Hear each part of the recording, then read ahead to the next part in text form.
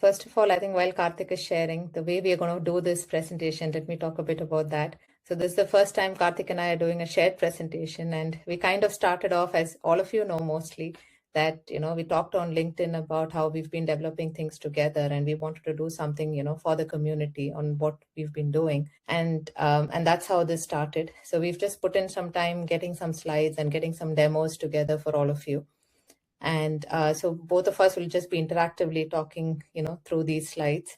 Karthik is going to present the slides because there's only one person who can do that, along with, he has to share the screen and share your, how the demo is running and so on. But we'll be talking, through different bits.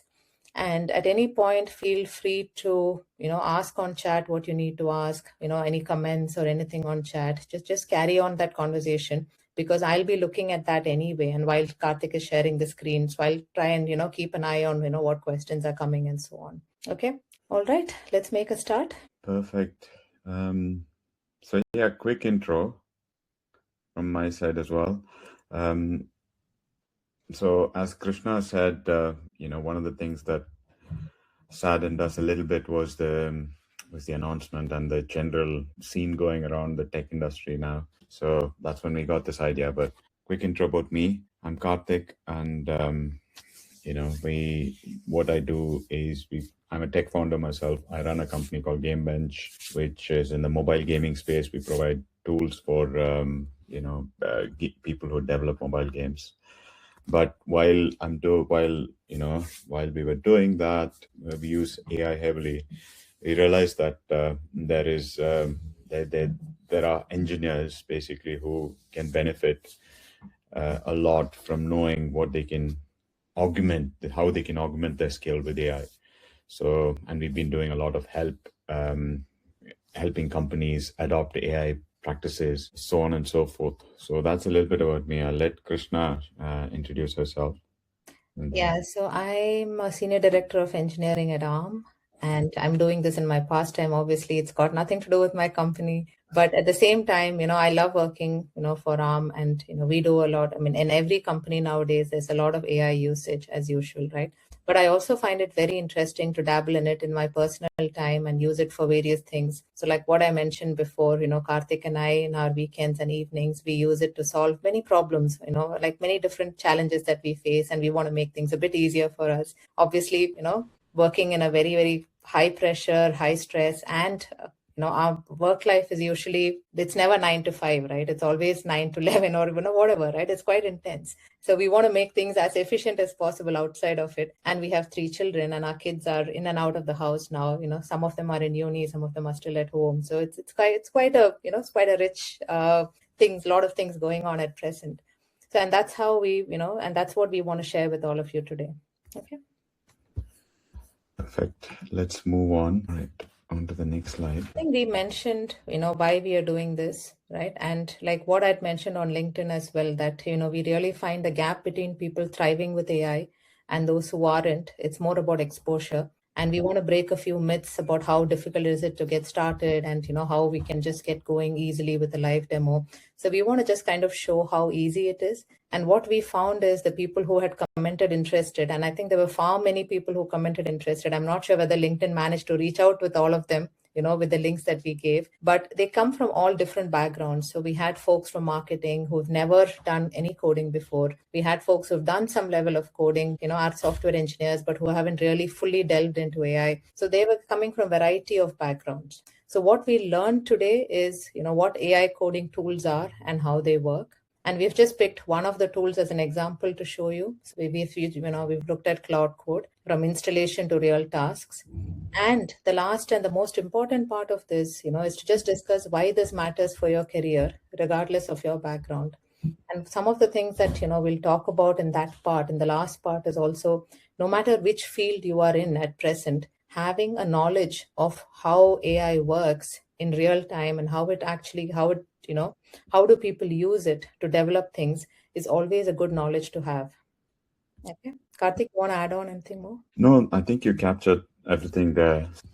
Just to start this off with a small little story, just from my personal experience. There was this engineer in my firm, and he's a proper software engineer. He's been developing software for 35 years or so, obviously there was a lot of skepticism when we started talking about AI and, hey, it can augment your skills. And then there was resistance adopting it. So, but then once this person adopted it, it was very interesting to see. He came back one day and he said, I've had the most productive work day of my entire life, right? So, and that goes back to the point that Krishna was making, which is, it's not about, it's all about the exposure. It's not about intelligence. He could suddenly use all his experience that he's gained over the last 35 years and turn it into like a turbojet. And he was able to actually say that, for him to say it was one of the most productive days of his life was very satisfying. And another thing that I found that was actually very heartening to hear was, it was actually helping him on his mental health side, because he could now actually accomplish a lot of the things that he thought he couldn't accomplish. So there is other aspects to this as well, along with the exposure. So just a small little offbeat note before we get on with the presentation. So let's move on. We want to quickly start off with showing something. So, over to you, Krishna. Yeah, so we'll be doing a live demo now. So we've got a very, very simple code. It's extremely simple, right? It's a Python dice rolling. So, two people, they roll dices each. And then in round one, we say, okay, who's won? Whoever's got the higher number has won. Again, we'd repeat that for round 2, round 3. So basically we do it for 5 rounds. And in each round, we calculate who the winner is. At the end of the game, the final winner is decided, right? It's a simple game and it's full of bugs. Okay, so we've got lots of bugs in this code, and this is something that we just cooked up quite easily, right? And now we're going to watch how we use Claude Code in order to fix these bugs. Okay, Karthik, you want to get started? Yeah, I'm just sharing my screen. There's a few different windows. I'm just trying to figure out which exact window to share. Just hold on. Yeah, which of your 10 projects, right? Yeah. I have trouble getting him to stop in the night, evening, and say, this is done. I think it's this one. Let me open it up, and then hopefully it shows. There you go. I think I've got that. So we are showing. I'm assuming everyone can see this properly. I will blow it up a little bit. So this is just a terminal-based dice game. I hope you can see my terminal. I can see it. Okay, cool. So yeah, this is a terminal-based dice game, and it's just like what Krishna explained. I'm going to run the game. Do you want to walk over it, Krishna? Oh, that's fine. I described it, right? So I can see round 1, and you can see how it's giving the wrong, outcome, right? So player, obviously in the round 1, player 1 should have won. In round 2, it should have been player 2, but it says player 1 won the round, and so on. Okay. So essentially a very simple game. And at the end of the 5 rounds, it should tell me who wins, right? So it's saying player 1 wins the round. So basically there is some issues. There is some basic issues with this game, right? So we're just going to quickly have a look here. Yeah, so I've put something on. I have Claude Code, one of the tools that Krishna explained.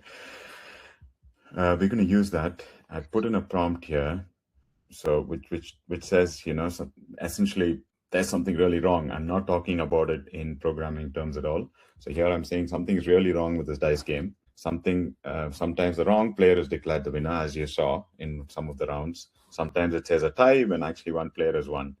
And based on this logic, player 2 will never seems to win. Okay, so it's always player 1 who wins the game, as you can see below.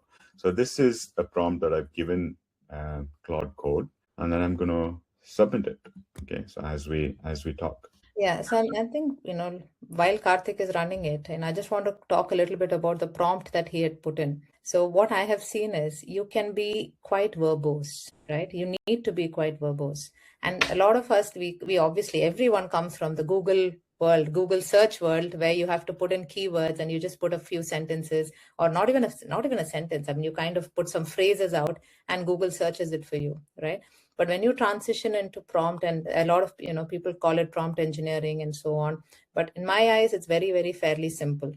You talk in plain English, you describe the problems that you are seeing as verbose as possible. In fact, here in this case, in the case of now AI coding, the more information you give, the better. Okay, so don't hold back on talking and don't hold back on saying things. So like what he said here now, that, hey, I think something is wrong, can you see this one? And if you look at in this session, this player two didn't do this, why is it like that? And what I found is the more you challenge it and the more you ask it to say, can you look at this doesn't look right to me, the better it is, because then it goes and focuses on that. Correct, yeah.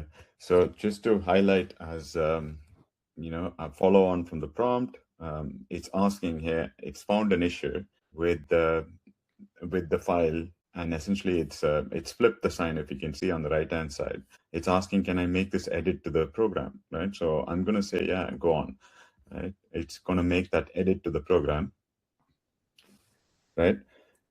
Now it's verifying the logic, as you can see here, against all the combinations. So it's just a single character change that it's done. Okay, so now let's try and run this to see if it's fixed it. Okay, so go back and then I'm gonna run it again. Let's see how it does. Okay, so round one, the player one should win here. Yeah, looks like the fix is working, at least in round one. Round two, player two will win here. Perfect. It's done that. Yeah. Round three, obviously, again, it's gotten it right again. Round four, player two wins the round. So we're getting to the decider now. Round five, player one. Okay, so player one won the round. So overall, player one wins it this time. But we can see here that the issue has been fixed, right? So in case you want to know a little bit more, adding on to what Krishna was saying, you can ask it. So can you explain? So I'm going to ask it, can you explain in layman terms, let's say I'm not a developer, what the fix was? Okay, so it's basically going into the code, and it's telling me what the problem was. The comparison was flipped. It said if player one's role is lower, player one wins, but actually that's not how we wanted the game to work. If the player one rolls lower, they lose, right? So, and a few other things like that. There's a dead branch, real wins got labeled as ties. So it's found all the three issues, and then it's fixed it, right? So just wanted to show something very quick on a game to get the session started. So now let's move back onto the... So Karthik, yeah. So while you move to, you're going back to the slide set now, right? Yeah. Yeah. So while you move to that, I just wanted to mention, don't worry if you have not set up VS Code or Claude. All that is coming later in the session. Okay. So right now we just wanted to show you a demo, how this looks like, and then we'll go on to how you install it, how you get it set up. So we will cover all of those coming soon. Correct. All right. So what just happened, as you all saw, it read the code. So what Claude does is any of them, Codex, there are many, many AI tools. So it reads it scans the entire project. And in this case, the project was small. It was quite a reasonably small file, but it can do obviously much larger files as well. It reasoned about the bug. It understood what the code should be versus what it actually does. And then it wrote and ran the fix. Right? And this is called as an AI coding agent. So when we talk about agent, it is, something that can run quite independently, but needs user input. And it's our job as humans. And again, there are terminologies people use, humans in the loop. When you say humans in the loop, it is that we give directions, we talk about what we want, we look at the outcomes, we work with it. But a lot of the other things, so once we ask it, so we give it a high level directive, right? High level directive is, hey, find a bug, you need to fix this, right? There's something wrong, this doesn't look right. So we have given that high level directive, but it goes inside and does the rest of the stuff on its own. So we don't have to tell it to say, this is the file, you need to read this file. It reads all the files in the directories on its own. Then we don't have to tell it, now look at where the bug is, look at each of the files, and then you need to go off and no. It looks at it, it reads it, it does all of these things on its own. And this is similar to how other AI, coding tools like Codex and others work as well. Okay. So, but again, humans need to be in the loop. So we are the ones who are monitoring, looking at it and giving, directions on what needs to be done. Okay. Yeah. Just a quick question from Prasad. Krishna, let's answer that. Aside from Claude, please share other tools you use in your personal and professional workflows outside of chatbot examples if possible. So it's a good question. I mean, I think the way I'd like to think about it is at the moment, this webinar, we're going to solely focus on Claude Code. It's meant to give you a head start on what you can do, what you can build with Claude, whether you're a developer or not. From what I've found, there are other tools that we've tried personally. We've tried OpenClaw. We've tried Claude itself has something called Cowork. We've tried Codex. Codex has automations. Then you've got other aspects of automating your workflow using tools like N8 and stuff. But I think to start off with, Claude Code is enough to cover a lot of the use cases. So a lot of the use cases that you can think of, you can cover it with Claude Code, and it makes sense to invest if you're getting started with AI assisted development. It makes sense to focus on one tool, whether it is Claude or Codex or any other tool, because they can do a lot of the automation or the work, anything that you want to automate. These tools can automate on their own. So yeah, we will not be able to go through in this presentation, but there's a bunch of other tools we can talk about later on. Yeah, and the thing, right, is when we say chatbot examples, so chatbot is like, you have the normal chat, like, Chat GPT and, Claude as well. Anything that you put in an input and say, hey, can you figure this out? Something is wrong. Can you understand? Like in real life examples, right? But when it comes to coding, so what we are doing here is we are using Claude Code in order to actually look at the code, analyze the code. We'll have some examples later down where it is writes the code and it does stuff that we want it to do for some personal use cases. So we are in this particular webinar, we're focusing very much on, software development. Right? How do we use these, tools for software development? I was just going to say, Karthik, we have that in the following slide. So what you've got here, we've covered a few of the different tools that are there, and we can just talk you through it. You want to go ahead? Yeah. So these are the ones that are popular for software coding. There are a few other as well, but the most popular ones I've listed here. GitHub Copilot is something that you can use along with IDEs to autocomplete suggestions. It has an agent mode as well now. Agent mode is what we just showed you in Claude Code. Then you have OpenAI Codex, where it's by OpenAI. It's called Codex. It has an app as well. It has a desktop app, or you can run all of these in the terminal as well. You can install a terminal command and then run. Cursor is again an IDE that was built around AI. Was quite popular and is still quite popular. The advantage with Cursor is that you can use any of the APIs, although you can nowadays, there are people who use Claude Code, but they don't actually use Claude for code completion. So it entirely depends on Cursor. You can call Codex, you can call Grok, you can call Claude Code, or in some cases, you can have your own locally staged LLM, right? So Cursor is quite an interesting tool. And then you've got Claude Code, which will be the focus for us for this session at least. So there's different tools. I would say anything that you do on one tool, the skills will transfer to another tool. So as long as you know how to work with a tool, you shouldn't be worried about, hey, should I learn multiple of them? So I don't think that's needed. Okay, so a little bit about why we chose Claude Code here. One of the reasons we chose it because a lot of the software developers and people who are developing workflows, automation workflows, have been using Claude Code over the last year or so. So as we said, it has an agentic mode. It's able to read, reason, a very complex database, complex code base. It's able to understand. The code base can contain, hundreds of thousands of lines. It copes just fine.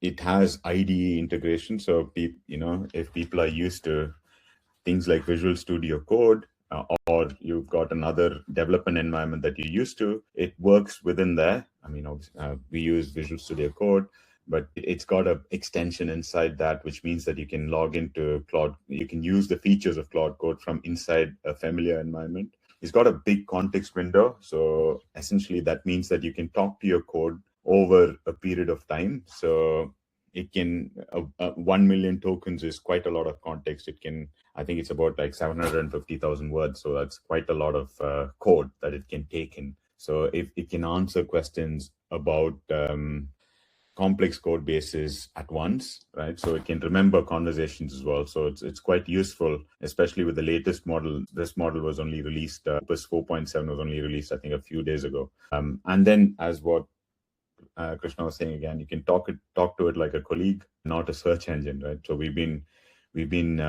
trained by Google to talk in terms of keywords, but with the advent of chatbots, you want to talk to them, give them as much context as you can, right? So and that's what makes the biggest difference. So we will go through a little bit showing how this is set up in VS Code. So I'm gonna show my Visual Studio again. So let me share my Visual Studio code again. Okay, so you guys can see the same dice game that I showed. I'm going to close that window. So this is Visual Studio Code for people who haven't seen it. It's just a code editor. So where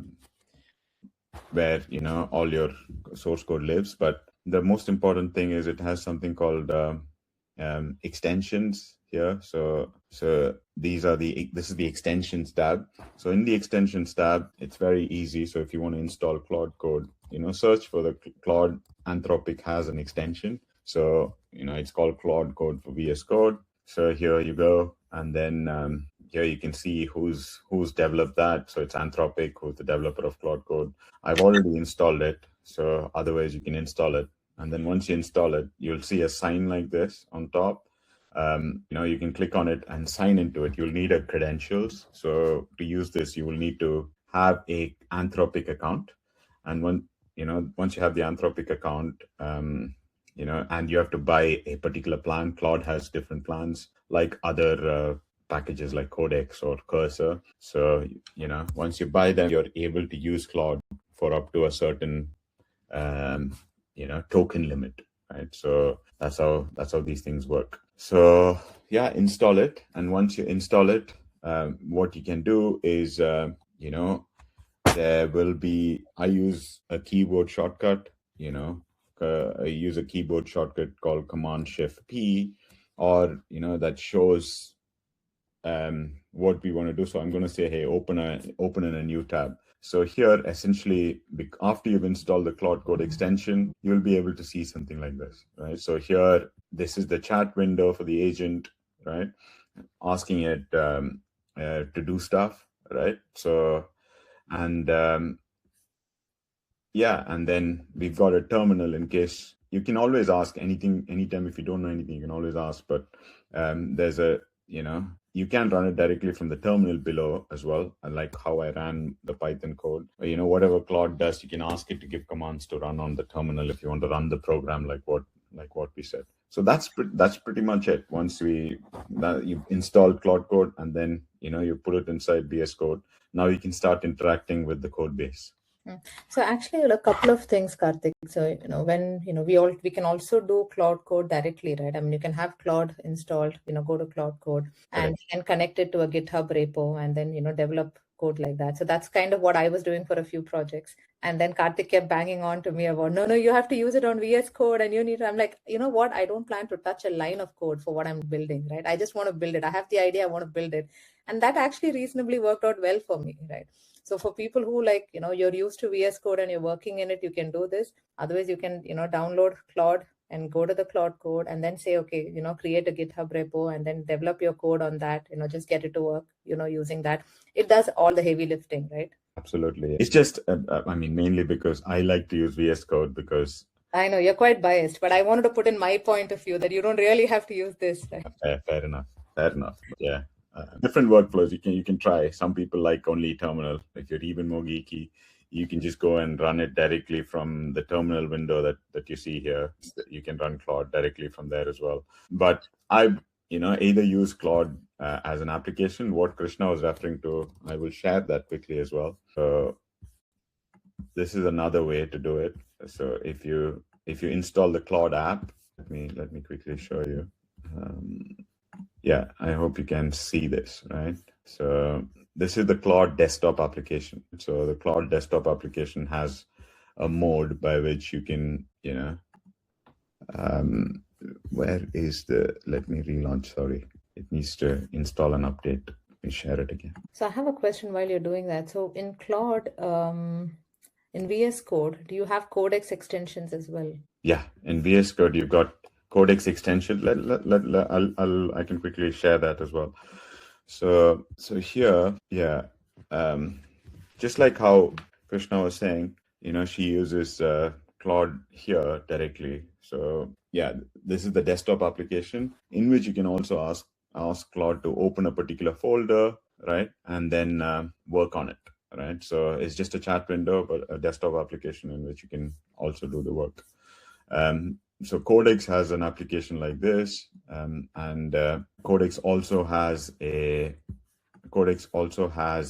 extension as well. Let me show you that as well. Stop sharing. So just going back to VS Code, it's just different interfaces. Again, how you talk to Claude or to Codex, right? So here you can go and install. You can ask Codex as well, right? So if you say I want to use Codex, so you can install Codex's version of it, right? And Codex extension. So you can see on the right side here, I've got both of them installed. Sometimes it's really fun to work with both of them in the same agent, right? So if you use a desktop app, you cannot interact with both.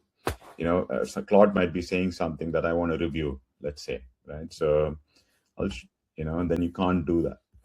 That's the slight disadvantage if you use their own the vendor specific application, right? So I like to install the extensions inside VS Code, and you can talk to different agents. So yeah, so I guess that workflow, if you're using one or two agents for the same task, it's easier if you use it inside a editor. Yeah. Okay. So let's move on. All right, now moving on to the next demo. So in this one, we're going to talk about, we're going to take a real repository. Okay, so we're going to take some real code that is open source. This library is called Humanize. So essentially what the library does is it turns raw numbers into something that's human readable. So in case you see, like you would have seen in websites, when was this uploaded? It was uploaded 3 hours ago, or 1.2 MB instead of putting it in bytes and stuff like that. First place, second place. It just converts things into human readable forms, right? Numbers into human readable text, right? So we're going to try and see what we can do with that repository. Okay. So I'm gonna go back to VS Code and start sharing this particular repository. Okay. So let me share my, I'll share it once I open VS Code. One second. And I think, see, the interesting part about this, right? You're actually picking up an open source code and you're improving it, right? And you have the option of then giving it back into the open source community once you have improved it. But all of it being done using AI or by AI, right?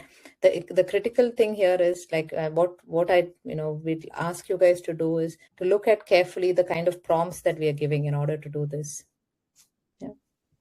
Yeah, absolutely. Let's move on here. So I'm starting here just for the benefit of all of you. So I've just opened up a new window of Visual Studio Code, and on the left side you've got the controls, right? So I'm going to say, okay, that's the Explorer, source code Explorer, so to say. So I'm going to open a folder where I've already downloaded this Humanize library. Okay, so I'm going to say, okay, open. So I'm going to open. I'm not sure if you can't see, just hold on. It probably is not sharing that window. So I have opened the source code here. So as you can see, I've downloaded Humanize on the left-hand side. I hope you can read it. But, as you can see, this is Humanize, and then this is source code that somebody has already written. So here, what I'm going to do next is I'm going to open up Claude Code, like what I said, from the prompt. So you will not see it. I've installed it, as I showed you the last time. What you can do is, I think Command Shift P is what I used, but I think there is a way to bring that up from the terminal here. I know the keyboard shortcut so much that I don't really go to the the UI. So I'm going to ask to open a new Claude code, right, in a new tab, as you can see. So Claude code open in a new tab, right? So I'm going to open Claude code in a new tab, and I'm going to paste some prompts into, right? So bear with me. Let me find those prompts and I'll paste it. So for the sake of this demo, we've created all the prompts in one file so we can quickly take it and put it. But normally what you would do is, okay, you'll start thinking and saying, okay, this is, kind of read this, and you'll be talking to it as you go along. Don't worry about making mistakes in your prompts. It usually understands these mistakes and it checks. Don't worry about grammar too much. Just pretty much write what you are really thinking, right? And what you wanted to do. Exactly. So just like what Krishna said, and the prompt is very, very verbose in this case. I hope you can see it, right? So I'm just blowing it up so you can see. So I'm just saying I just downloaded this project from the internet. I have no idea what it does. Can you explain it to me like I'm not a coder? What is this thing? What problems does it solve? And what are the main pieces? I mean, you don't have to give the exact prompt, but around that, right? So, and then I'm going to ask it to do its thing, right? So what it's doing is it's actually reading through, as you can see, it's actually gone through the readme.txt. The readme.txt quite explains it. So it's telling you what this project is. So Humanize is a small Python library whose only job is to turn cold computer-looking values into friendly, natural-sounding text. Okay. So the problem it solves, computers naturally produce things like numbers, bytes, dates that you can't read. So humans prefer 1.2 million, 1.5 MB or 2 hours ago, right? Any app that shows numbers, file sizes, or dates, who need this translation, Humanize is a pre-written kit. So you don't have to do it. You can just use this library. Let's say you're building something and then you want these numbers to don't want it to look esoteric. Then you can use this library, right? So it also handles a lot of languages. So, and then it tells you what the main pieces of the code are, right? So if we want, we can query deeper, right? Go into it a little bit deeper and then say, hey, can you explain how many tests it has, or can you explain what docs are there, or can you explain all the source files inside source Humanize, right? So you can continue asking more questions, and that's where the context window that I mentioned earlier comes into place, where you can keep talking to it and it'll remember what you've said, and then once the context window finishes, it will recompact and stuff like that. So that's the first prompt. Okay, so we've understood what it does. Now let's move on to the next prompt. Okay. So I'm saying I want to use this project in a real task. Write me a small program that looks at every file in my documents folder. For each file, how big it is, when I last changed it. Use the friendly wording, right? So I'm asking it to use this project and then asking it to look at my documents folder in this computer. Okay, so I'm going to run it now. I love the words that, Claude Code comes up with. Combobulate, puttering. In case people have, you don't want to be looking at what it's doing, but, if you have nothing else to do, I think. And actually, that's an interesting point, right? So what we generally do when we work on this is we have a few different projects that are running. So while you've kicked off a task on one, you're pretty much busy working and looking at the results, interpreting the results, and debugging or looking at something on another project within the same, in Claude, right? And like similarly, if you have Codex installed, so you might be working on one project on Claude and another project using Codex, right? So you can just multitask, quite easily. And the good part is every time you come back, the context is saved, everything is saved. You can always get back to where you were before in the previous one. Correct, yeah. So as part of the last prompt, Claude is asking me a question now, right? So I asked it to build and look at the documents folder. Now it's asking me, so should the program only look at files directly inside the documents folder, or also dig into every subfolder inside? Okay, so for now, I'll just say, just for this experiment, I'll just say yes, A, right? So I'm just going to say do A, right? So next question, it's got a few more questions now. How would you like the output sorted, right? So I'm going to say most recently changed first again, right? So, but you can go with biggest files if that's what you're looking at. How fancy should the terminal output look like, right? I'm going to say I want something neat, right? Or I want something colorful, actually. Let's do C. There's a library called Rich, as you can see here, that's used for formatting in the terminal. So I'm going to ask it to use C. Should hidden files names starting with, yeah, I'll just say skip them. I don't want any hidden files to be included. So essentially from all of this, it's come up with a design, right? So it's, but we can look at it, right? So you can look at it like what we were saying earlier. You want to question it, right? So this is where I like to use an analogy that, one of the persons I spoke to used, right? You don't want brain obesity, right? There is a term called brain obesity that comes in when you accept LLM outputs as they are, right? You want to read it and then you want to question what it's doing, right? So you want to ask it why, right? So if whatever it is done is right or wrong, for the purposes of this webinar, we'll accept what it is, but we can just read through what it's done, right? So in this case, what it is, a single standalone Python script that lists the files directly inside documents, showing each file size and last modified time in human-friendly wording, rendered as a colorful, rich table in the terminal. Okay, that's what I wanted, because based on the options, it's got that right. Right, location. He's going to create a new Python file at the project root. That's fine, right? So this is a utility that uses humanize. Yeah, it's not part of that library, so it stays out of that source. That's okay, right? So it's just using the humanize library. The dependencies, we know that we're going to use humanize, which is the library that we downloaded, okay? So how it works, if you want to look at it, right? So it resolves into a real path and, 4-5 steps. Edge cases. So if you're not happy with some of these edge cases, you can always say, you're not looking at this, you're not looking at that, right? That's where your domain knowledge comes into place, and, where you're asking it to design something properly. So, but let's accept that, it all looks right. It's asking, hey, does it look right? If yes, I'll write the small design doc commit and move on to the plan. I'll say, yeah, this looks okay. This looks right.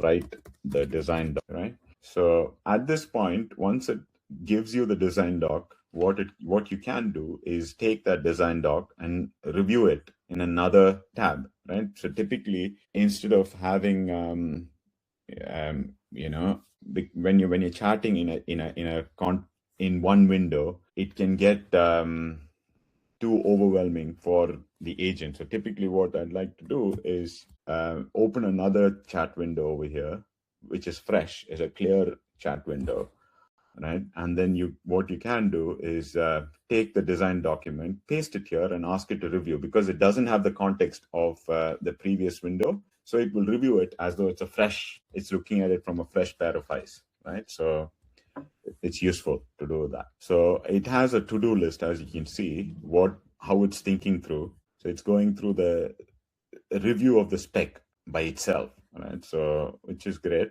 And it's done that. And then it's going to hand it to us for review. So now it's saying, I've written the spec and committed it to, it's written it to a folder here, to docs, superpowers, specs, with the date, right? So what I can do is take that, and I go to this other tab, and I can say, hey, I've got this design. Can you review it for me? Okay, and let that go, right? So I'm not going to look at it, but let's say that design is okay, right? Please review it and let me know. I'm going to, but if you're doing it for a real task, you can review what it's done, right? And then if it's good, I say, yeah, proceed to implementation plan. So now I'm going to ask it to proceed to implementation. Okay. So I'm assuming that things are good here, but you can always question. So in the meantime, while this is doing it, it's actually found some issues here, right? So use your domain knowledge, but also use, always leverage what the AI can review other output of other agents as well, right? So here it's pointed a few issues. So here it's saying that rich dependency story is underspecified. So in case you don't understand, sometimes you don't understand what the issues are, you can always ask it to explain, right? I'm just showing you what it can do by taking a document and reviewing it in another place. Okay, so it's found some issues. For now, for the purposes of this, we will ignore them. Okay, while it's doing, does anyone have any questions? While it's going to take a bit, the next few sessions, we're going to do live stuff. So the agent is going to run on the background. Happy for anyone to list out questions or talk questions. Let me see. Actually, there's one question. There's another question from Prasad. Absolutely. I'll read the question out. Can Claude be used to build a MVP code from scratch when no prior code exists? Do you want to answer that? I can talk about that. This is kind of what I've been doing. Absolutely. Like, absolutely. So we've used, I mean, I've used it for a few different personal projects where I'm like, zero. I've started a new directory and then told Claude what my problem is. Like, what do I want to do? So give it like around 10, 15 lines of, see, I've thought about this. I think this is an issue and I want you to build me something that looks at this and then it works in a certain way. I want this kind of an output. And you can use this for developing developing games, cleaning up your personal stuff. In fact, we have an example that is coming further down the line in, like, I think the next demo. That's it, right, Karthik? After this, we have the next demo. Correct. Yeah, where we're pretty much going to do it is a from scratch project. It is. We've not done it before. Yeah, we've not done this before, right? Yeah, so this is a from scratch project. So you'll see a little bit more of how we do that, in the next demo. Yeah. So we've got another question while it's doing it. Let me execute the plan. I'll come back to your question, Nagraj. So it's written the implementation plan. Again, you can review it or choose a, I generally, for all my work, I review the plan and then I ask it to implement it. All right. So there's two different methods by which Cloud Code can implement it: sub-agent driven or inline execution. There's just different ways of doing it. Sub-agent driven is I dispatch a fresh sub-agent per task, review between tasks, fast iteration, or execute tasks in the session using executing plans, batch execution with checkpoints. Okay, I've always used sub-agent driven because it works well, works quicker. So I'm going to say I'll do one, okay? And then let that going while we come back to the question, right? So Nagraj asks, wouldn't both generating code / design doc and review both make the same assumptions because the models are trained on publicly available data? So the assumptions are overlooked. It's a good question, Nagraj.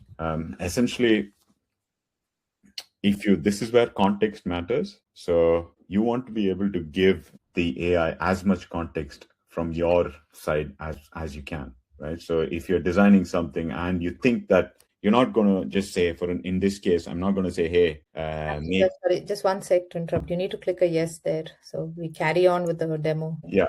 So this is where context matters a lot, Nagraj. So you can start very generic if you need to, but essentially you think about the problem first. The way we like to do it is first you think about the problem, verbalize the problem and the specification as much as you can.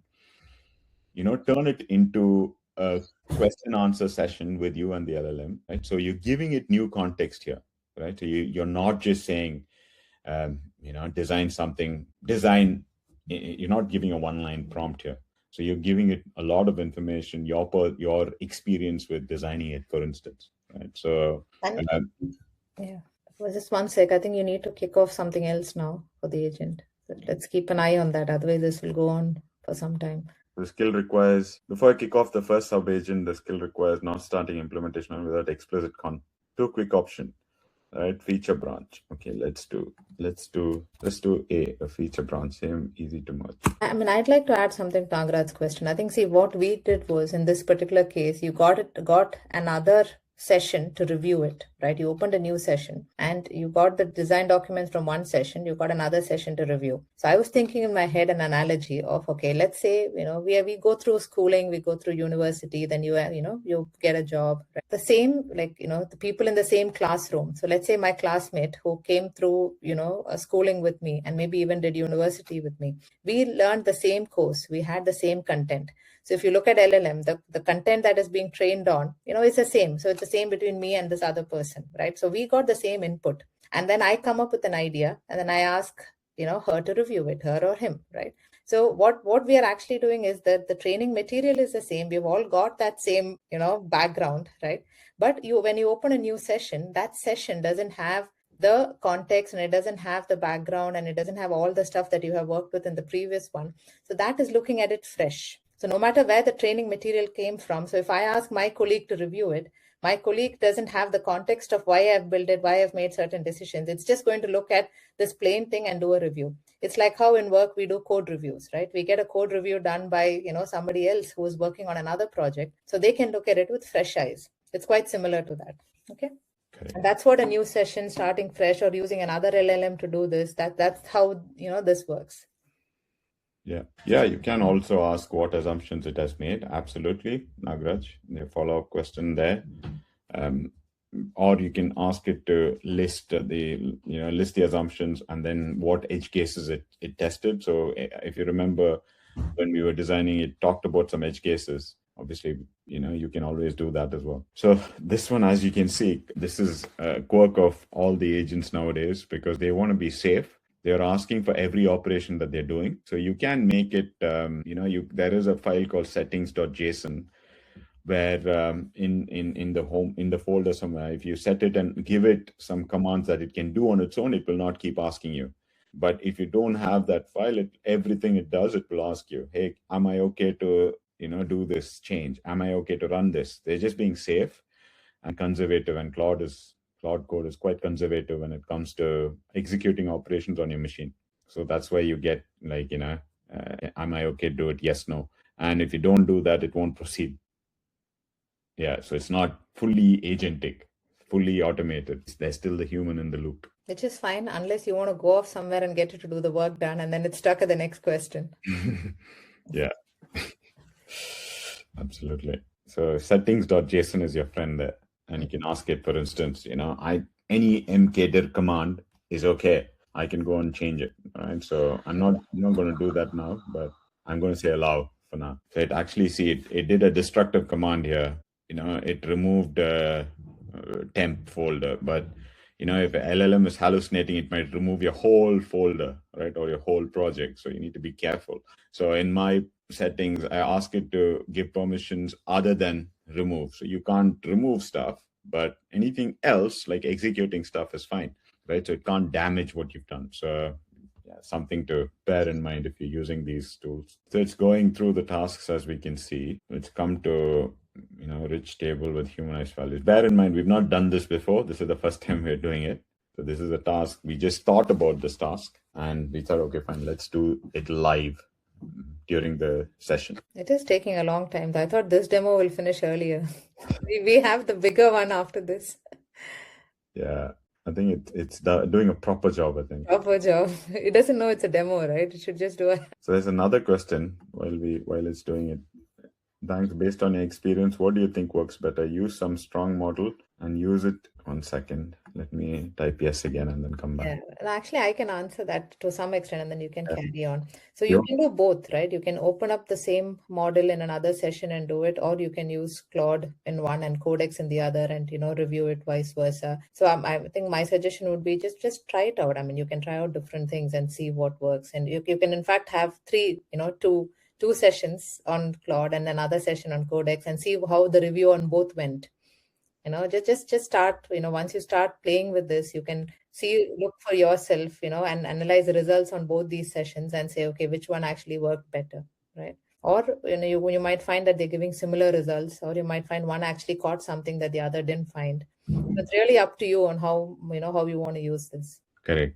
Yeah, I use I use vice versa. Sometimes I review plans written on Codex on Claude, plans written by Claude on Codex, or in a different window, right? Like we did. If you don't have subscriptions, the thing with these is you have to have subscriptions to multiple models then. So you need to have subscriptions to Codex, Claude, Gemini is another one by Google. Sometimes I find what I find useful is if there's a tricky issue that you're trying to debug, typically the LLMs are getting very good nowadays. But if there is a very complex issue, a debugging issue that you're going through and it's still not fixing it, you've tried a different window, you've tried a new context, sometimes it doesn't work, you can change the LLM as well. You can ask it you can move completely and say, okay, instead of using Claude, I'll move to Codex and try the same thing, or I'll move to Gemini and do the same thing.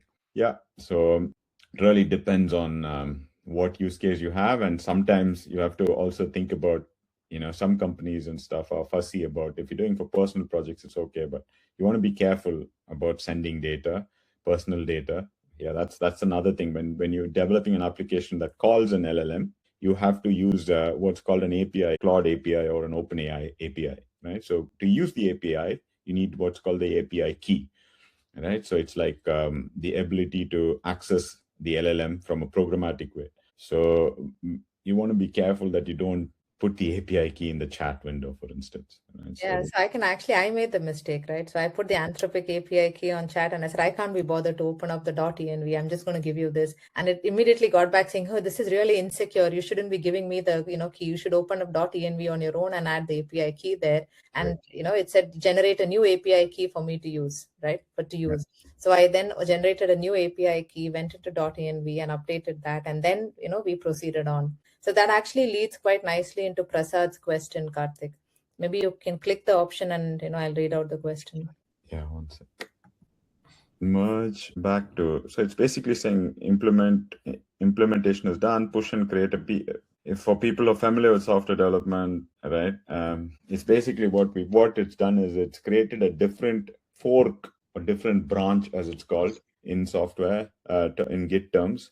And then it's created the code without touching the main code. So it's asking, should I merge the code back to main? Should I create a pull request? So in case, I've done some code, I want to merge it with the main code.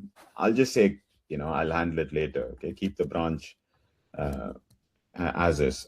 My focus is to get something running. Okay.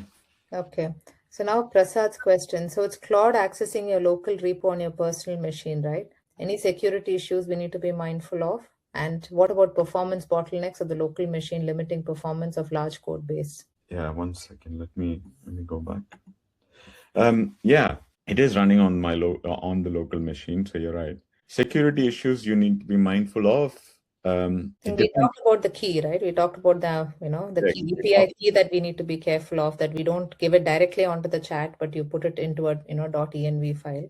Correct. That's one of the security issues, and it really depends on the application that you're developing as well, Prasad, to a lot of extent. So you want to ensure that, for instance, you're developing something that needs to be deployed in Google.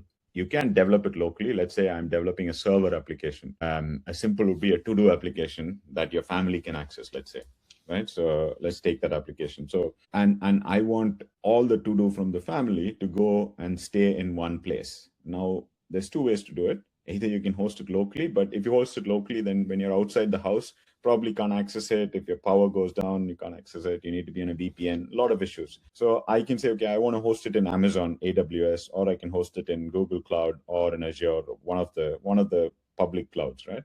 So when you're accessing it there, that's when security comes in play a lot more. So you want to make sure that you don't open, not anybody should be able to access your to-do application, let's say, right? So you've deployed it in the server, and it does few things, right? It takes your to-do list and then it puts it in a secure fashion, right? So first, that endpoint or the server has to be secured using, HTTPS. Second, you need a login to access your application, right? So you want to tie it down to, let's say, Google. Only the following Google accounts will be able to access it, right? So things like that. So you can always ask Claude to identify if there are any security issues that you need to be looking at while I'm deploying this application in a public cloud. And it will tell you, these are the issues that you need to worry about, right? So, and then you can walk through one after another. So that's on the security side. You need to understand exactly whether it's going to be personal, you're not going to deploy it in the public cloud, then the security risks are different to, let's say, running it locally, right? So that's one. Second, in terms of performance, it again depends, obviously, on a large code base, right? So it depends on what you say is large, right? So these things can handle up to 1 million lines of code with no problem at all. And if you have bigger code bases, you can always create there are other tools like SourceGraph, RepoWise, exactly for that use case, right? So if it's a massive code base, they create context for the LLM. So they act as another layer on top of Claude Code, where it can get more context. But performance of Claude Code itself is not a problem. Typically, the way these things are measured is the output tokens per second, and that is not quick. If you're using the best model, it does take time, right, for it to analyze, think, and stuff like that. That is nothing to do with the local performance. It's all got to do with the server side, right? So, and it takes a while for the Claude. What you're seeing here is not because my machine is slow. It's because Claude takes time for it to output. The output tokens are limited, right? So there's obviously a lot of Google Codex came out with something called Spark, where coding can be done quickly and stuff like that. There was a model. It depends, right? So whether you want speed or whether you want, I prefer accuracy and quality over speed, at least for code generation, right? So, but if you're, I don't know if that was your question, right? So, but can the code-based repo be hosted on the cloud without having to make a pull request to the local machine? Yeah, absolutely. If you want to host it on the cloud, you can. Cloud Code has something called web code in the web, Cloud Code Web, I think it's called, where it can directly access your GitHub repo and you can make changes. You can ask it to look at it and stuff like that. Yeah, absolutely, you can do that. Why I do it locally is because you can change, and both of us, we do stuff that we want to run locally, right? So you can check the output locally. If you can run it on the cloud as well, absolutely, yeah, you can do it. So both Codex and Claude have the ability to access a repo in the cloud. Okay, so shall we just look at where we got to with the demo? Yeah. Is it done, Karthik, or what's next? I need to check if it's done. So let's go back to humanize. Branch. Okay. Apparently, that's feedback. Done, I think. Yeah. It's telling me it's done. 3 commits. Scaffold, collect filter, rich plus humanized rendering. Okay, so it's telling me cd to this folder, run this command. Okay, so let me do that. So if you don't know, again, at this point in time, you're not a coder, you can always ask it to build hey, I don't like terminal, so I'm going into the terminal, but you can always ask it to build a web page that shows this result. Okay, so for now, for the purposes of the demo, actually that's what I do a lot of the time. So I get it to build a web dashboard, right? And it's so easy because web dashboard, I'm a very visual person.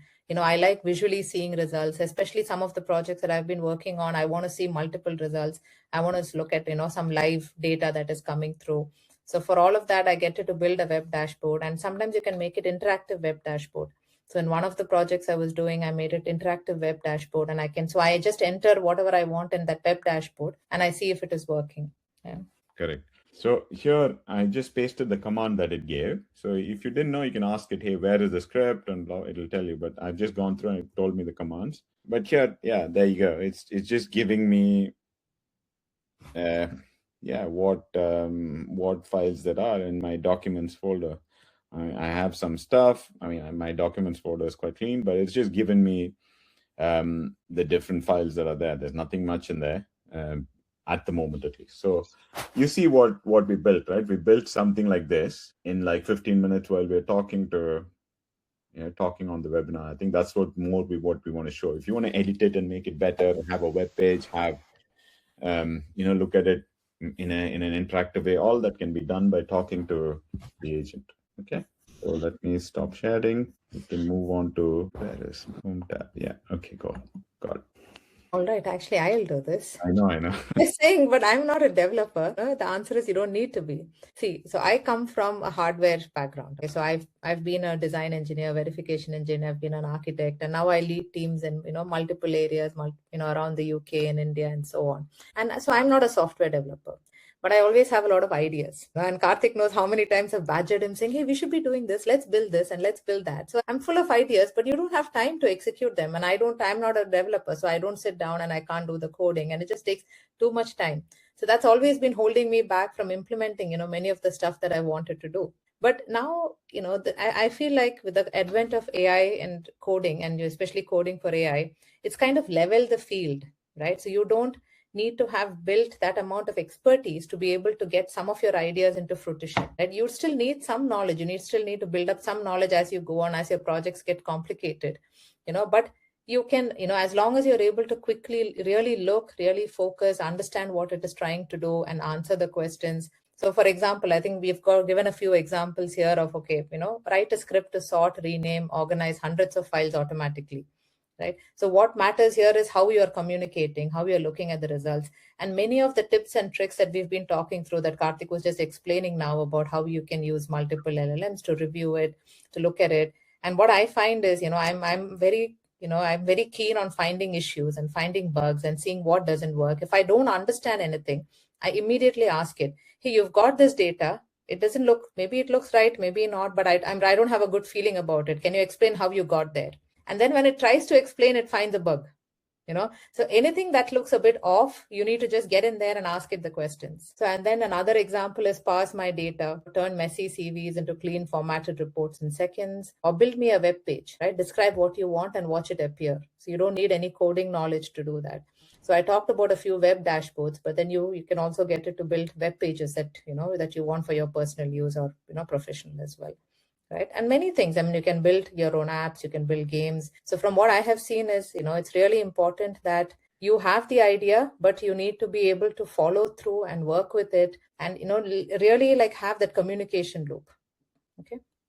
Yeah. All right, I'm done. Yeah. And much like any other skill, the more you use it, the better you get at it. So yeah, when you start, literally even start using it for various things. I mean, at one point we've got at least 8 different things that we're looking at, craze from organizing our life down to building a very, very specific app for doing something, and anything really. If you have a problem in your life that can be sorted by building some form of software, you have to try it. You should try it, right? And then you learn about how to use these things. Yeah, so now we'll take an example of what is the genuine problem, right? And then we'll walk through it. So this is not something that we have actually solved. This is something that we just thought of saying, hey, you know what, this is one problem that we haven't really looked at, but can we do a demo?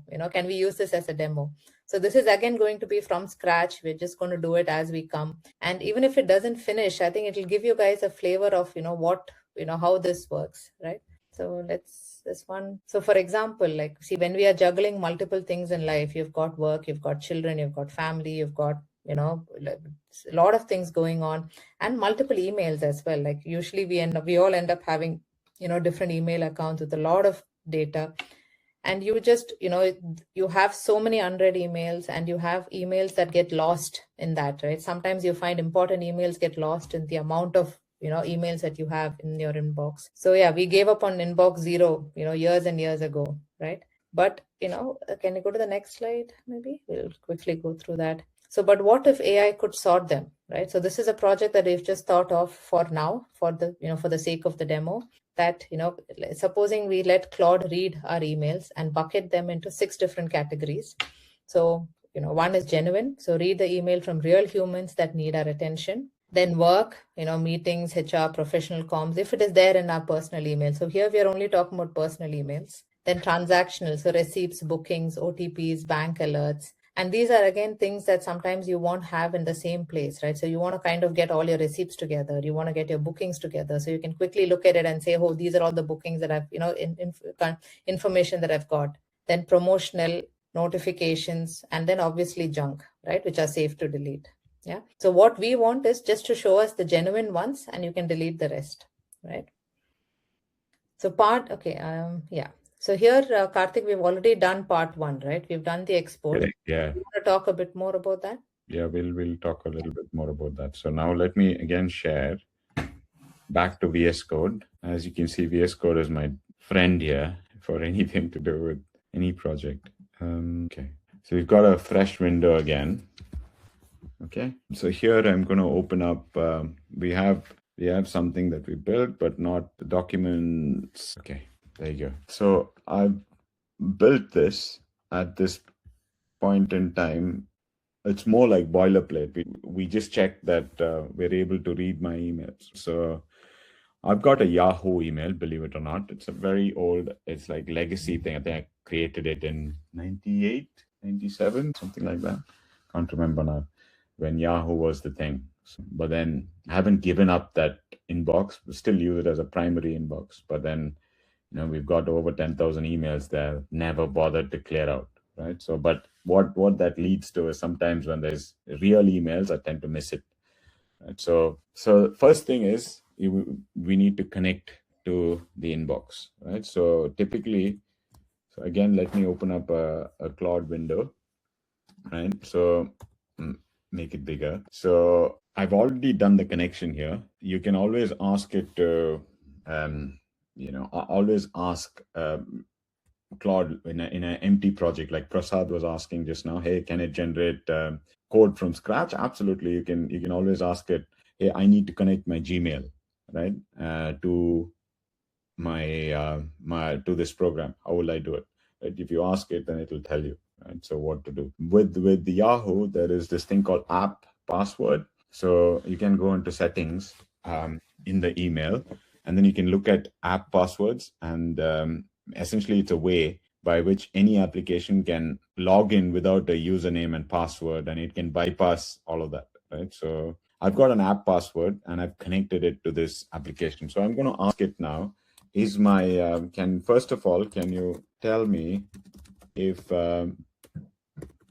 you are able to read my Yahoo email? Okay, so it's gonna, obviously it's a fresh window I've opened up. So it's, okay, there you go. It's bombed here. It can't read, it says.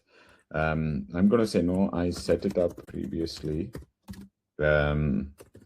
with the app password. Okay, I think I need the app password in here. That's the problem. So let me just copy. I'll have to stop sharing for a moment while I copy my app password. So security, guys. That's why I'm not sharing my screen, because the app password is something that anybody can access my email with. So env.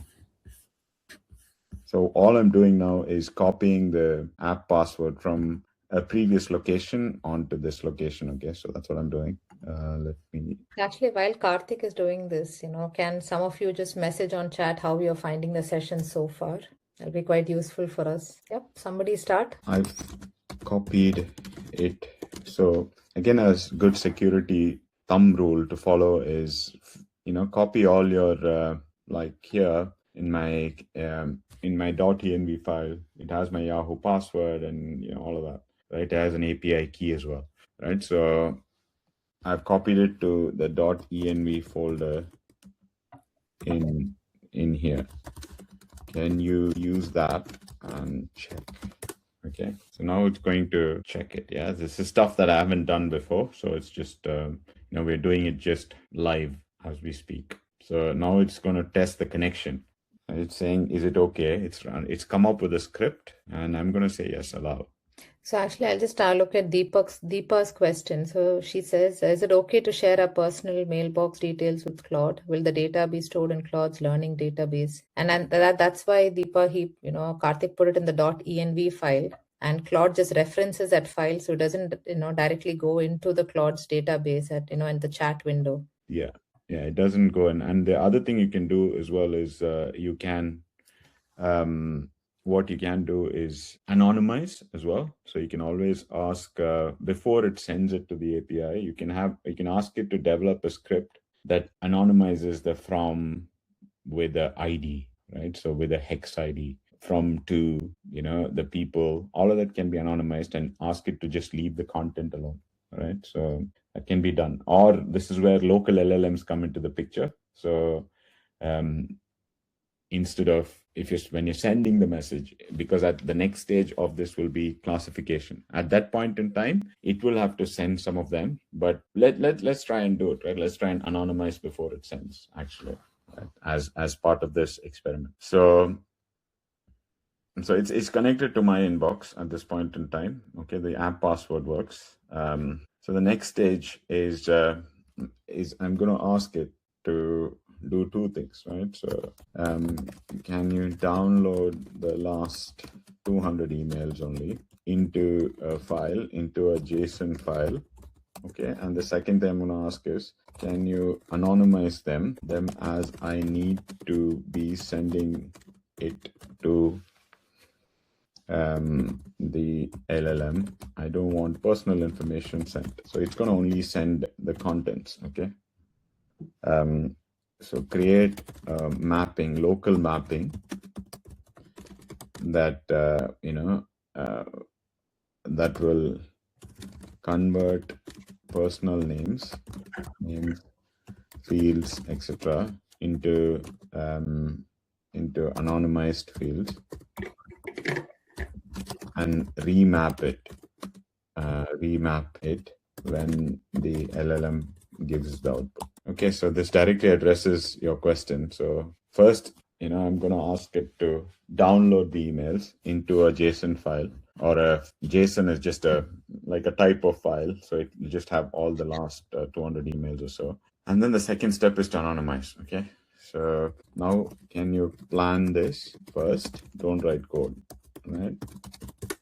So, and then we can let it running. So while it's running, if there's any other questions, we can check. Okay. Any other questions? I'm just looking. Oh, thanks, Deepa. Deepa said this webinar is a great initiative. I'm so glad. Yeah, thank you so much. It's just, we've seen, like what I said, and they're starting. We've seen that it can be transformative, and we hope that you can start your journey and it can help you in various things, personal as well as professional, really. So, and as long as we can sow the seed, that's what we're looking at to do. Yeah, and I love Prasad's comment as well. Thank you, Deepa, by the way. So, he says this has been a useful webinar, to be honest. It's opening up my mind to new ideas, potential to be creative and be a product owner versus a developer. And that's exactly what I felt as well, Prasad, that, you can unleash your creativity and you're now a product owner because you're defining the product, you're telling what needs to be done, and you've got a developer who's going to build it for you, right? Yeah, absolutely. You become both. You own the product as well as the code, right? Yeah. So, and there will be, we're not saying it's all rosy, but you have to learn the art of working with this as well. So you need to make sure that as a project grows, a lot of times, we've seen even in our personal projects, as the project gets more complex, you want to, at that point in time, you will have to do what's called refactoring. So if you're a developer, you need to make sure that the code you build solid foundations. And that sometimes happen if you're just continuously developing your application. You have plenty of ideas, but a lot of times you'll notice that you've been working on the idea for 2 weeks, but a small thing will break other things, right? So that's the point in time where you go, okay, fine, I need to make sure the foundation is solid. And what we call as refactoring, you'll need to do that as well, right? So, but then you can ask Claude for that help as well. Say, hey, I've designed this. Is my application scalable? Is my application maintainable? Is my application simple? You can always ask if it's breaking certain things. You can always ask Claude or Codex to describe what it's doing. And when it's describing certain things, like what Krishna was saying earlier as well, you will find out that, hey, why are you doing this? It'll be something obvious to you that is not obvious to the LLM, right? So that's where your creativity comes in and hey, no, don't do this. I want you to keep it really simple. And then it will go ahead and redo that. Yeah. So like that, you will have to work on it. If you're going to, get it to a professional level and you're going to ship it, right? So you want to make sure the foundations are good. Like, there are no security holes. You're hosting it in Google. You're sure that your database is not open to the world. So all of that Claude can also help. You just need to be aware that, that there are some issues that will come up. So the more you work with it, the better. And thank you, Lakshmi, as well. So Karthik, you need to do your next option. Going back to the code, yeah. So how aggressively should anonymization scrub the subject plus preview? So it's asking, before I propose approaches, one scope question that changes everything. How structured fields only, replace from name from email with tokens. Okay, so leave subject preview text untouched. Fast deterministic, no false positive, but a subject like hi Karthik still leaks your name and bank. Structured plus, for now, this account is something I use, but I'm not too fussed about it. So I'll go with B. So it's recommending as well, right? My recommendation is B for this use case. It's a sweet spot. It catches the obvious leak. Hi Karthik will be changed as hi person 042 because your name is in the Yahoo email environment variable, and recipient name, without the complexity of C. You can only, yeah, okay. C is full scrub, but you can take this, as you can see, this is just for a demonstration, right? So let's go with B, okay? So I'll come to Deepa's question while it does that. So regarding the anonymize option, what if you didn't explicitly tell Claude to anonymize it? Would it do it on its own? I don't think so, right? No. And this is where, we need to be focused on and then, say, because it usually looks at, okay, what is the problem? How do I solve the problem, right? But if there are areas that you're concerned about, then that is where you come into the picture, right? And you need to be, telling it, saying, hey, I'm a bit worried about this, how do we solve that? Then it'll cotton on to a solution and it'll give you a solution. Correct. This is, again, it's asking, how should we treat brand corporate senders versus personal contacts, right? So typically my email will have a lot of junk as well. The whole point of the classifier is to distinguish Amazon shipping notification from Sarah at my startup, right? So if we tokenize Amazon.com, the LLM loses the signal that it needs to classify well. So it's a problem now, right? So basically when we anonymize, you lose the context as well. Right. So, but if we tokenize nothing, we leak personal contacts. Right. So it's telling me, how do you want to handle this? It's found out a potential problem, right, with this anonymization that we want to do, so it doesn't leak some of our data, right? So, yeah.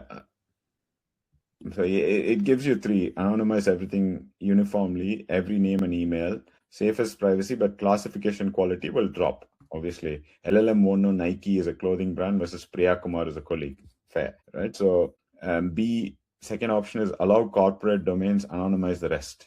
Right? So here it's saying it uses corporate domains. So, and then it anonymizes the rest, and then it uses another approach. So I'll go with what it's recommending for now. So in the meantime, I look at Nagraj's question. So thank you, Nagraj, for your comment here. So I've been using Codex at workplace and Claude personally to some hobby projects, but I learned a few more details today. Thank you for the session. I'm finding the use case discussions very interesting. Would like to hear more interesting use cases which have eased your daily life. So I think that's something that we've just been, battling with a few different ideas. So as and when we find some issues, we try and, work on it. So some of them are quite personal. So I don't think, I'd want to share that here.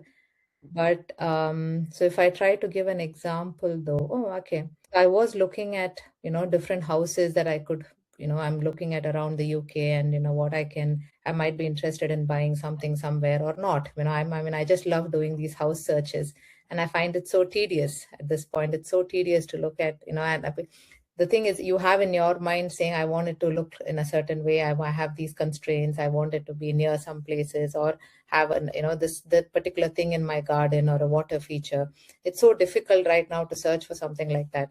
So that probably is one use case that I've just, tried to put something together and worked on it. It's taken me a few days, but it actually did come up with, some reasonable results where it gave me some, a good idea of, okay, if I do write in plain text, and saying these are all my constraints, this is what I want to build, it came up with some really good results that said, okay, this seems to work, right? So it saved my search time as long as I constrained it, in a certain way. Obviously, see, the thing to remember is even if you're doing personal projects, what I found is it takes up a lot of tokens. And especially when you go to something like this, where it has to trawl through a lot of searches, it takes a lot of time for it to do that, right? And a lot of tokens, it takes a lot of compute power. So, just need to be mindful of how much, what amount of data you're working with and how much you want it to do.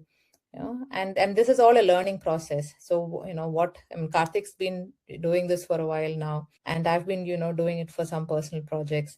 So the more projects you start looking at, and you can think of anything, right? Wherever, like something that you're doing and you say, hey, this is just a bit tedious. Like for me, the house search was very tedious, right? So I just did something quickly to say, okay, how can I just relieve the tedium a little bit, right? And so the thought in our heads is not to really monetize or not to make it into production, but we could. And at some point down the line, if there is something that we really find this is a real gap that we've thought of and we've filled now. It was for our personal use, but you could monetize it later in the down the line. So be it, right?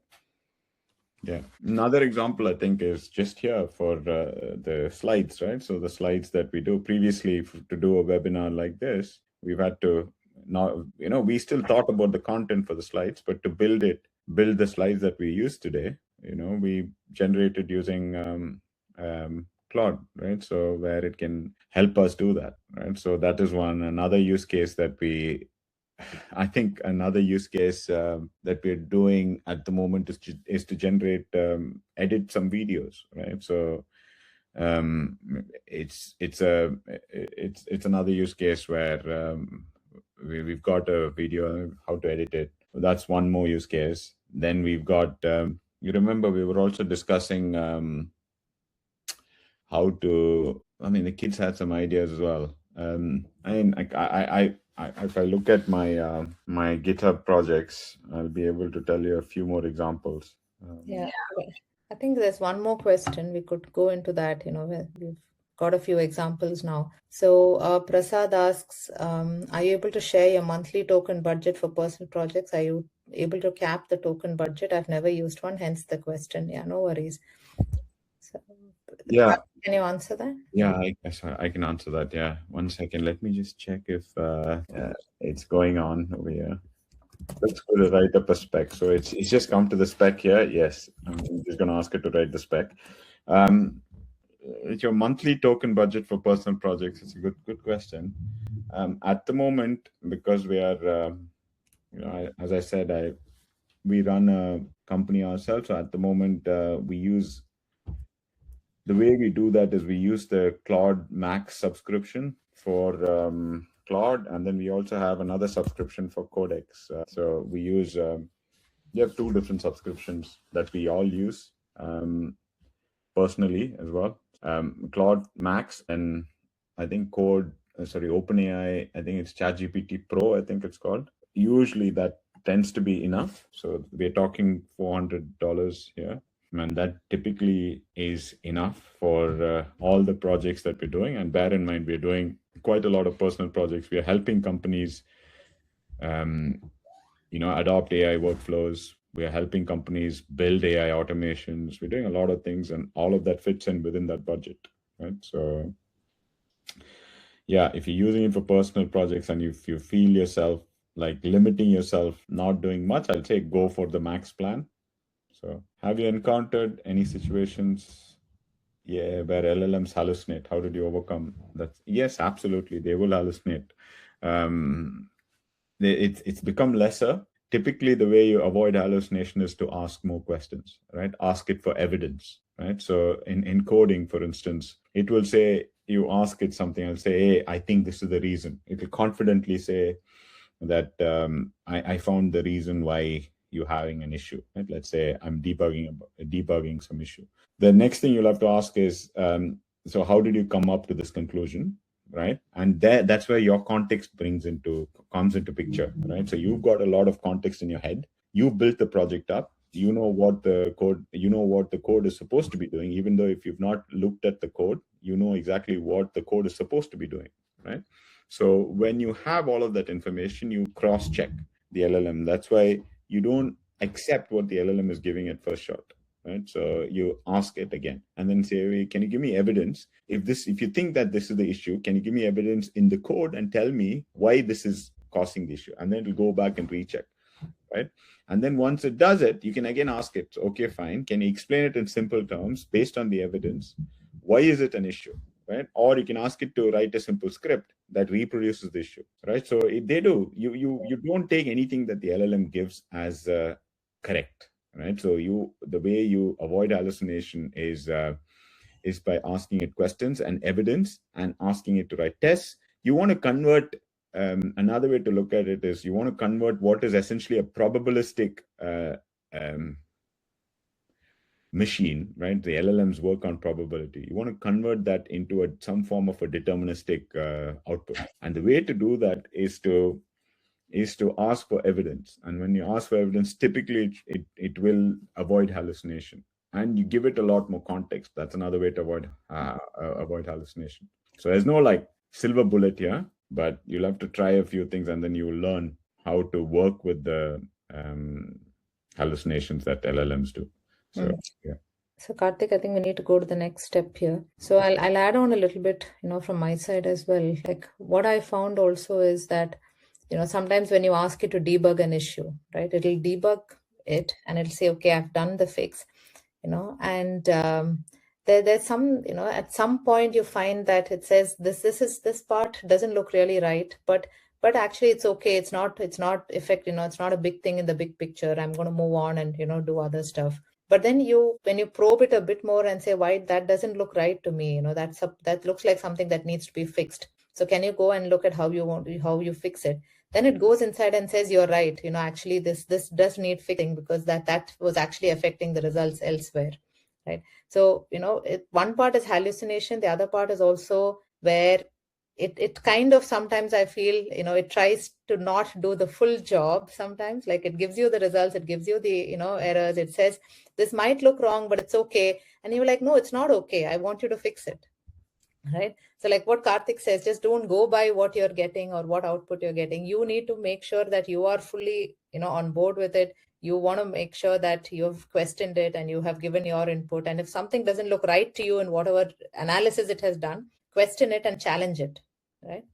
And the more you challenge, the more it also digs deeper and comes up with a better answer, or goes deeper and says, actually, yeah, I've gone deeper, this is a real issue, right? So it can miss out issues, it can miss things, it can misrepresent. So you really need to be on top of it. So I'm So thinking I from think, a time wise, Karthik, sorry. yeah, you're right. Yeah, time wise, I think we are coming close to. We might not be able to finish this. But I feel like we've done, we've given a good overview, right, of how Yeah, this is running, and, with all the prompts and stuff. I don't think we need to finish this project, because it's going to be I think it's going to take a lot more time than what we have. correct. Shall we move on to the slides now, and then we can always come back and see where it's got to, in the meantime? Yeah, What do you think? yeah. Let's go. I'll reshare the slides again. So the next step, the way we thought about this was just 3 different steps, and this is where your thinking comes in as product owner, or somebody who's building it, you're intimate with the problem. My favorite quote that I have is, always think about the problem, not the solution. Solution is something that can be implemented it later on, or we use Claude. But have a good frame. Think about the problem very carefully. So here, our thinking of the problem was in 3 stages, right? So we did the export stage, the classify, and then we want to build a dashboard, right? I mean, building it live seems to be taking more time than we anticipated, but those are the 3 stages that we wanted to do. Okay, so just going and recapping, this is what we're trying to do. This, like, it takes 1,000 real emails from the inbox, right? And then what's in each entry, sender name, email, subject line, all of that, right? We are not sending the bodies or the attachments, just the subject for it to classify, right? Then we're building the classifier. So classifier, you can do a prompt like this, right? You don't have to do the exact same prompt. Here we are going into details to say, okay, build classify.py that reads emails.json. So essentially, this is after we've done stage 1, where all the emails are stored in that file. It sends each email to Claude. Obviously we added the anonymization here after during the discussion of this session, right? So it sends each email to Claude's API, classifies into the 6 categories that we discussed about, save the results to classified.json with a reason for each, and add a progress bar. Okay. So what happens is, it reads emails.json, it calls the API. This is where I think we mentioned a little bit, you need the API key, right? So you can use Claude, or you can use ChatGPT, OpenAI, or you can use Gemini. Or in the future, if you guys want to do something privately, you can host a private LLM and do it privately. So none of the data leaves your machines. If you've seen, Google announced a model called Gemma 4. But even to run Gemma 4, you need a very good system. You need like 60 to 64 gigs of RAM. You need a lot of VRAM, video RAM, if you're running a GPU and stuff like that, right? So it's still not quick, right? So, but then there are options if you don't want to send the data over, and then you don't have to anonymize, because anonymization could impact the results of the classification, right? So, but for now, for purposes of this, we can send it to the Claude, and then what it writes is Claude, it writes classified.json, right?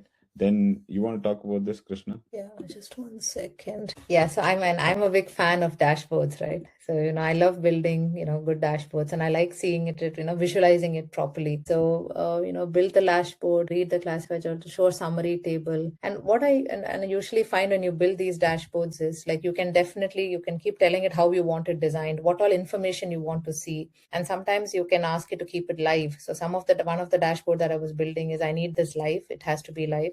So it has to keep getting updated, and it has to reflect. And you do find a lot of bugs. Okay, that's something to be aware of, that keep looking out for bugs. There will be issues. If something doesn't tie up, you need to ask up and say, you've put this in the web dashboard, it doesn't look right to me, the numbers don't look right, can you update it? Right. But I find dashboards not just a beautiful part, but also for visualizing and finding bugs. Dashboard seems to be a really good way to do it. So that's a really good point. Yeah, when you don't know if there's a problem until you see it. Right? Exactly. Yeah. And I ask for as much information as possible in the dashboard so that everything is visible to me in one page and I can quickly see if there is a bug here or there. Right. Exactly. So then once it's done, you run it on the real inbox, and then you should get something like this, right? And then you can expand it a little bit more and then ask it to delete. These are work. Initially, you don't want it to, you want to go through the way you want to design systems like these is you want to first be the human in the loop. You don't want to automate it, right? You can't just go and say, okay, fine. Delete all the promotional emails. You might have something personal in there if it hasn't got the classification right. So do it on a small batch. Maybe we shouldn't have run it in 1,000, run it on 100, make sure the classification is right. Correct the issues with the LLM, run it on the next 100, so on and so forth. And then once you get it, then you have an agent that will do the job for you, right? So again, recapping the workflow, we had a real problem. We converted to plain English. Claude built the code. AI classified it. Then, we rendered into a beautiful looking web page. And then we know exactly what information we want, right? So that's the workflow we had. And not 20 minutes, okay, a little bit more time, right? And an hour ago, this tool didn't exist. And now we have one, right? We would have if you finish it, but not right now. Not right now, I'm saying, yeah. But once we finish it, we'll have a tool that works. Right? So, but essentially, it's not about the time, but it's about converting that problem into a solution. So, yeah, and coming to Prasad's earlier question, right? So this is where you start out from zero. There is nothing, no code written. It's a plain repository. You start from there, and at the end of it, you've got the code that does what you want it to do, right? Correct. Yeah, you're scaffolding everything. Yeah. So just a little bit of best practices. Yeah, it's something that we keep saying. You always want to plan first and then code second, right? So the best is have a dialogue with the LLM, right? Back and forth on what the plan should be. Right? Not the coding plan. What is your requirement specification? In a lot of places, you talk about it as requirements, right? So ensure that the LLM locks down the requirements for whatever you're building as much as it can, as granular as it can, right? So you have back and forth discussion, and only when you're really sure about the requirements, you proceed to the next stage. Yeah, and the next one is, you ask why, right? So you explain this to me like I've never seen this code. If it can't explain it simply, then the design is bad. And this is again where you are challenging it, right? To say, okay, imagine I'm a layman, you have done something, can you try and explain this to me, right? And this is not intuitive for people, because you say, okay, you've got a requirement, you go off and build it. But this is again an important stage for hallucination. It's an important stage for catching early bugs, right? You're asking it to kind of explain itself. Yeah. And going on from that is simplicity. Simplicity is underrated, but asking it to repeatedly ask, can it be simpler? Is it over-engineered? Ask that question every now and then, because LLMs tend to take the most over-engineered solution if they don't have any guidance, right? So you want to ask it, you want to work with a simple solution to start with. Like what it says, that 10 lines you understand will any day beat 100 you don't understand, right? So it's not like you have to understand every line of code, but at least if you can ask the LLM to do a simple version of it, whatever is designed, always works, right? So, and this is where you can use cross agents as well. So you can use other agents like Codex to review the work. Yeah. And tests over trust. So you write tests, you run them, the test pass, it works, right? And this is very normal. In every software development, hardware development, you have obviously tests that, you run. And what I notice is, Claude, Codex, all of these automatically, they run tests, right? They generate their own tests. They run, different tests. They give you a test count. So in some cases, it says 88 tests written, 70 passed. I'm going to debug the failures, and let me debug it. Oh, all 88 of them passed, right? So it does do tests on its own quite naturally. But what you can do over and beyond that is if there are some areas where you see that it has actually done something, but you're not really happy with it, or you have found a bug yourself, you can ask it to strengthen itself. Say, okay, this area, it looks like, there are issues. Can you write more tests to cover that? Right. So you can tell how much testing you want. And probably in some cases, the more you do, obviously the better. Yeah. And then commit often is quite useful, because if you're using, ideally you want to backup, set up Git or something like that in a local repo. Sometimes I've seen that, especially junior engineers and people do that, is they just keep developing the code and they can't roll back to a previous version, right? So you're developing code, your aim is to make it better and better, but sometimes you want to roll back and then work on it again, right? So you want to commit as often as possible. And again, Claude will help you commit the code. So use Git or something like that to commit the code every now and then.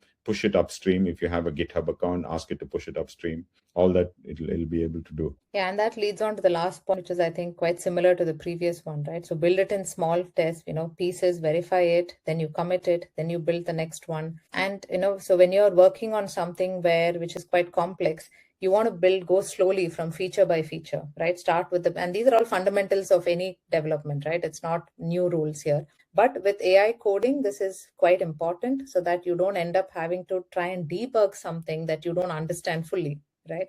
Because you don't know the code, right? You're not going to go inside. And in many cases, when it's very complex and you're building it quite hands-off, you know how you want it built, but you're not able to go inside and deeply and look at the line. You want it to debug itself, which it does quite a good job. But it's easier if you're going to debug it in stages rather than having one big code base for it to debug. Okay. Yeah. All right. So I think we're coming to the end of this. Any questions from anyone before we go to the last couple of slides? I think it's fine. People have been asking questions when when something comes up anyway. So we'll just move on. So why this matters? See, 92% of developers today use AI tools. And for all of us in companies, like what Nagaraj said, right? I mean, we all use it in companies. We all use it now. Some of us have started using it for personal use. But it is essential that you are really like in this day and age, you need to be savvy with it, right? Learn how to work with it, learn how to use it, and there is no other way to get into it rather than taking the plunge. Just go in, watch sessions like these and get inside and just do the plunge here, right? Yeah. Exactly. Every role is augmented as well. There is no problem. Pick a problem. I read a post somewhere on LinkedIn that said, pick a small problem, even at work, that you find yourself going back to and doing it automatic, or even work in personally, and then try and see if it can be automated. And you learn a lot just by doing that. Yeah. So one thing I did want to mention, I think, Karthik, you had another example of, how much efficiency you've got at work, right? Mm-hmm. From your folks on that. So there's every role being augmented by AI. I want to talk a bit about that because, and right now, no matter what job you are in, what level you're working at, what is it your profile, AI is a buzzword, right? Everyone is talking about it. Everyone is, saying, hey, AI can do this, AI can do that, AI can do this, right? So, being able to actually go inside and get your hands dirty and working on it gives you a very deep insight. Yeah, it gives you a big insight on, what can be done by it and what cannot be done by it, how you need to lead your teams, to using it, right? So in every role, wherever you are, whichever level you are, having exposure and working with it is I feel at this point quite, an important thing to do. And not just software development, right? We can use it for so many other things that, both Karthik and I have been using it for as well. Yeah. So there's a question from Prasad. Any thoughts on Google Gemini coding capabilities? We've not used Gemini as much, Prasad. We've heard that the skills are. We've heard that Gemini 3, especially with the launch of 3, has become really good.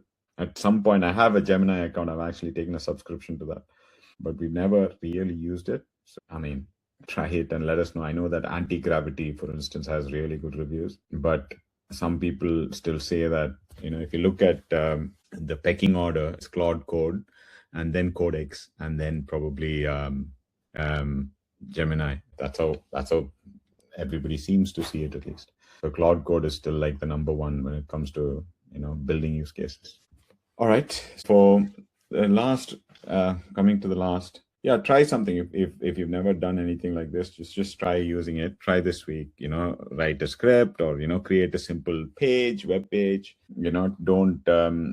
Don't push it to another day. If you've never tried it yourself, just go ahead and play with it, really. So yeah. And yeah, last is like what I said, install Cloud Code or Codex, one of the whatever you think is. Sometimes Gemini, coming back to Gemini, I think they give a lot of free stuff. So it's great to get started with Gemini, because I've heard that the token limits are higher and stuff. So yeah, might be useful to start off with, because the skills transfer. Otherwise, if you want to be more adventurous, you can always go to, if there is a favorite repository, like an open source repository that you've always wanted to work on, you can always try, looking at some and then fix issues, right? So there are a lot of good first issue repositories that then you can contribute to the open source and then add it to your resume, for instance, right? So you've been able to fix issues in an open source repository. Learn, if you want to learn basics in an interactive way. If you want to learn programming also using interactive way, you can do that. So yeah, there's plenty you can do over the next weeks. And so if you've never dabbled with it, to really get a head start. A lot of times we've seen, like what Krishna was saying as well, we've seen a lot of people say that they use AI, but a lot of times it's just they're using ChatGPT for as a replacement to Google. That's not really AI usage. AI you can call yourself a super user only if you've solved a real problem, automated a real, if there's a real pain that you've automated using AI, then that is truly something you've done, right? So you're a power user, so to say. Yeah, so we do want to start a community sometime, because what we found, like, like you guys are in the call today, we've been reached out by many other folks to, to work on it, to get started on it. So that's something that Karthik and I will work on, to say, okay, can we create a community where people can discuss, ideas, ask for problems, solve it. So we'll see what we can do on that side. Yeah. And in the meantime, we will be posting the link to this soon. We'll be putting up a post on LinkedIn as well, giving a link to this presentation. It'll be really great if you guys can go on it and comment and like, and, just show your experience, so that next time we do this, we get, more engagement as well. So our idea is simple, right? We just want to reach out to as many people in our free time as possible and get everyone started, on this. Okay. Yeah. All right. I think we're done, and I think the webinar will Happy on time, Karthik. Yeah, that's really Yeah. good. So thanks everyone for joining, and I hope you guys liked it. So yeah. All right. Till See next you time. all. All the best, everyone. See you. Bye. Bye.